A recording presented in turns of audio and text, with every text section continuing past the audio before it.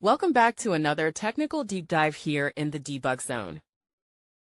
Today, we're tackling a big question and breaking it down with insights from other users. Hopefully, this clears up some misconceptions and helps you get the answer you need.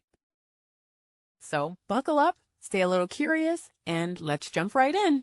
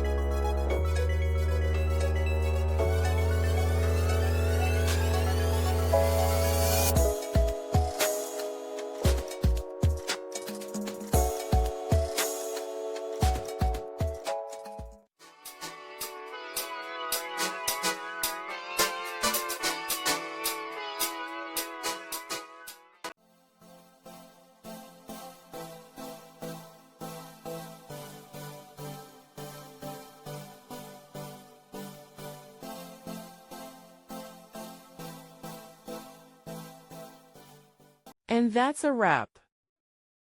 I hope you found the answer you were looking for. If you did, take a second to hit that subscribe button. It really helps out. And let me know in the comments which solution worked best for you.